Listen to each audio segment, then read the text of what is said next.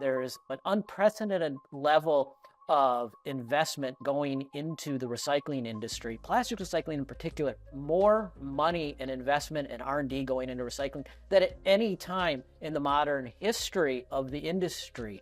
And it's very exciting. It's very important, and I believe it's going to transform over the next half decade to a decade how these materials are designed, used, and recycled. Hi, and welcome back to Sustainably Speaking. I'm Mia Quinn. Today, I'm excited to continue our conversation with author and Bloomberg columnist Adam Minter. If you missed part one of the conversation, give it a listen. Adam shared some incredible insights that lay the groundwork for what we'll be discussing on today's episode. Adam, thanks for being here. I'm really excited to continue our discussion. Let's talk about a piece you wrote called Paper or Plastic. That's not an easy answer anymore. This is really relevant right now. Why are decisions like choosing between paper and plastic not so black and white? Well, in some sense, it comes down to a very simple calculus. Do you want to cut down trees or do you want to drill for oil? You know what I mean? If we're just going to talk about the raw materials involved in the material, let's think about that. And from an emotional standpoint, that makes people pause. Now, you can and you should take it much deeper than the emotional reaction to, do I cut down a tree or do I dig a hole in the ground? And there's all kinds of life cycle studies on what the carbon impacts of various materials are. And it's not always clear that from a carbon impact, a climate impact, that paper is a superior solution to plastic. It tends to be heavier. The manufacturing impacts are much higher. Everybody thinks paper's forever. It's not. I think the average time you can recycle it is 6 or 7 times, and then the fibers just break down, and there's no reversing that. I was at a conference last fall where I spoke to somebody with a consumer products brand that has a very good sustainability reputation, one of the best. And he told me that they are receiving a lot of pressure from their customers to shift away from the plastic packaging and shift to all paper. And there were a couple of problems there. One is they have to then figure out how to innovate a paper packaging solution that emulates the plastic. But the second issue they have is that all of these innovations they're finding are at best marginal improvements on the use of plastics, and in some cases, no improvement in terms of various sustainability grades. And so that puts them in a corner because their customers, they are demanding the non-plastic option. But what they are finding is that the non-plastic option on many sustainability benchmarks isn't working. And complicated. And complicated. Yeah. It requires us to be adults about things, not ideologues. I see a theme here. Mm-hmm.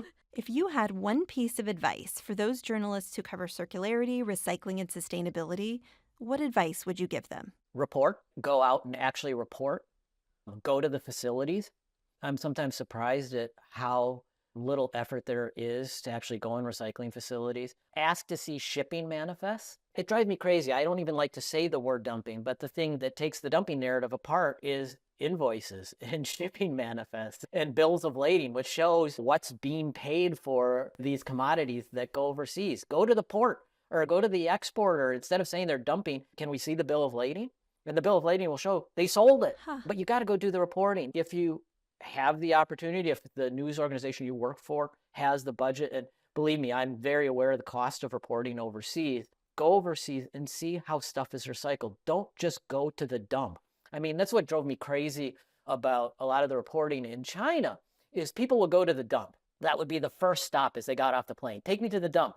But the dump is where the stuff that can't be recycled goes. Can you follow the container from the port to the dump? No. The container goes somewhere else, many other places first. It never goes directly to the dump. Follow the container. Go and do the reporting. I want to be respectful for your times, but I do want to ask, you wrote a little bit or tweeted about the MLB, the baseball uniforms, and I think you asked, why are people so up in arms? Okay, well, I do think it's hilarious. And also, if I were one of the players, I'd be like, really? Come on, guys. Yeah. But since they're all going to go away and be replaced, where are all those baseball uniforms going to go? Where should they go? Oh, that's a great question. Yeah, that's a problem because those clothes are not natural fibers. Right. When natural fibers can be made into rags, there's a number of ways they can be repurposed. The big issue right now is how do you repurpose what I call plastic clothes? And I think advanced recycling. I know there's a big intersection clothing reuse and advanced recycling right now. And I think that's going to be the ultimate route, is this stuff is going to be chemically recycled. There's going to need to be some kind of advanced recycling for that. I mean, Nike was talking about they're using all these advanced fibers, and I have no idea what those resins are. Now I'm curious. This is actually something I might look into. But yeah, I mean, it highlights a real issue. Yeah, because my son was saying he multiplied like how many teams, how many players, and then like how many changes, how many times they changed their uniform, and we got to like 300,000 for a season. And the interesting thing about that is, I mean, the amount of clothing that Americans buy and use, that's such a drop in the bucket. It's a huge amount of clothing for these baseball teams, but it's nothing. When I was in Benin, I came across a guy selling basketball shoes. And he wasn't just selling regular sized basketball shoes. I mean, we're talking basketball shoes like a Jokic or a Rudy Gobert would wear. And they looked as if they had been worn once. And they were completely new. And that's very well what happened is players, they tend to wear their shoes for a single game. They're so hard on them and they break down. Well, look at the shoes during a game. And what happens to those shoes after? Well, there is a collector's market for some of that stuff. And I called around, I tried to figure it out. So somehow they make it into the secondhand market and made their way to Benin. And good luck selling size 18 shoes anywhere to anyone. That's something no one thinks about or sees. Yeah, I got into this a little bit very recently in a public debate where people were talking about clothes being dumped from New York into the Atacama Desert in Chile. And that one really frustrated me because if you pause and think about it, shipping clothes from New York City to whatever port in Chile is going to be extremely expensive. Then you've got to truck those clothes into the Atacama Desert. It's perfectly legal to dump clothes in a landfill in New York.